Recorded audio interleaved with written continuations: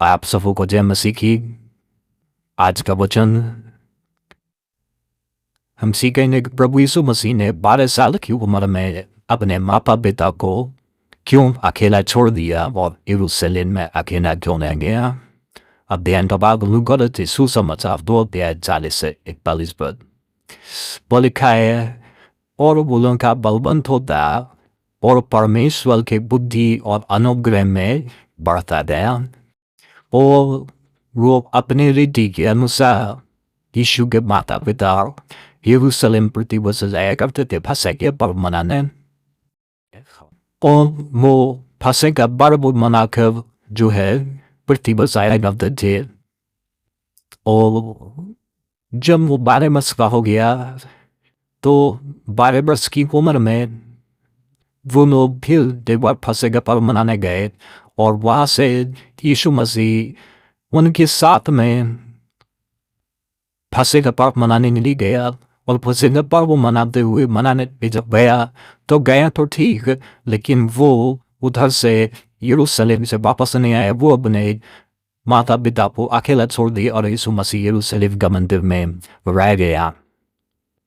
और वो उसके माता पिता ये समझे कि प्रभु यीशु मसीह उनका बेटा यात्रियों के साथ में है, जो उसके सभी यात्री थे उनके रिश्तेदार भी गुजरे थे।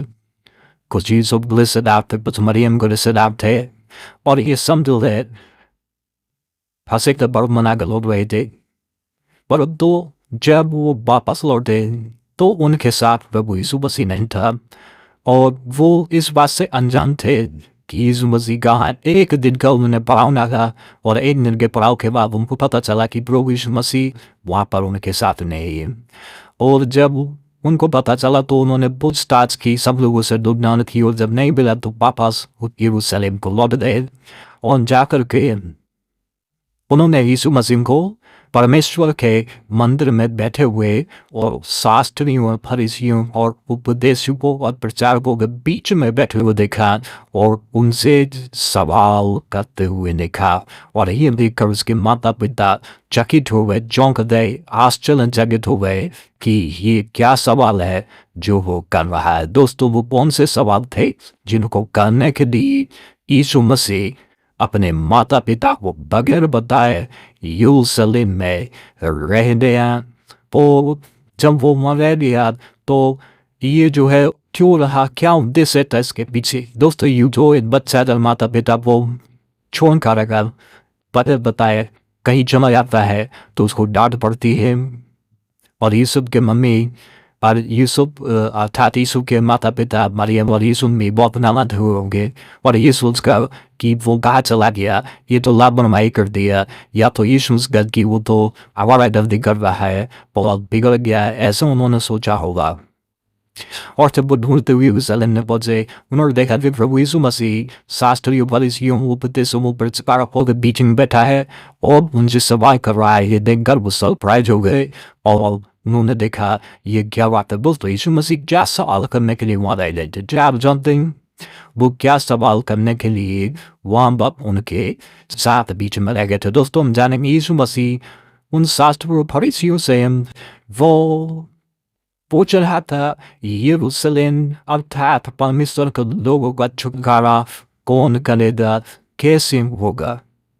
वो मसीहा के बारे में सवाल कर रहा था, यानी अपने बारे में सवाल कर रहा था। वो पूछ रहा था कि क्या तुम जानते हो कि जब मसीहा आएगा तो कैसे तुम उसको पहचानोगे, वो कैसा होगा, वो क्या करेगा, क्या तुम जानते हो, क्या तुमको कुछ मालूम है। और यरूशलेम में छुटकारा कैसे होगा और कैसे मसीह आएगा, कैसे परमेश्वर का राज्य स्थापित होगा। भविष्यद्वक्ताओं की पुस्तक में क्या लिखा है, भविष्यद्वक्ताओं ने मसीह के बारे में क्या लिखा है, कहाँ मसीह का जन्म होगा, ये सब बातें प्रभु यीशु मसीह उनसे पूछ रहे थे। और ये सवाल पूछ रहे थे तो उन्हें ये सवाल पूछते हुए जो है सब बड़े प्रोसेस ने और किसी के पास कोई जवाब नहीं था। गोब गोकीज वोल्ड ये तो जानते थे मसीह आएगा, लेकिन वो किस प्रकार का होगा, कैसे उसको पहचानेंगे, उसकी पहचान के बारे में कुछ उनको खास मालूम नहीं था दोस्तों। क्योंकि अधिकतर जो है लोग शास्त्रों को पढ़ते थे, लेकिन परमेश्वर के नियम जो है सदा ऐसे ही नहीं रहते। समय समय पर परमेश्वर उनमें जो है बदलाव करता रहता है। दोस्तों जब यीशु मसीह आया तो वो लोग उसको पहचाने ही नहीं, उसको समझे ही नहीं। यीशु मसीह के जो माता पिता ये सब बातें उन्होंने सुन लिया, और जब उन्होंने पूछा कि हे पुत्र तूने हमारे साथ ऐसा क्यों किया, उसने कहा क्या तुम नहीं जानते कि मुझे अपने पिता के भवन में रहना आवश्यक है। यीशु मसीह ने पहली बार अपने माता पिता को भी ये बताया कि मेरा जन्म ही इसलिए हुआ है कि मेरे लोगों को जो है मैं अपने पिता के भवन में रहूं और लोगों को जो है उद्धार और छुटकारे का प्रचार करो, और लोगों को जो है बहुत लोगों के उद्धार का कारण बनो। और मेरा आगमन इसलिए हुआ, जन्म इसलिए हुआ है।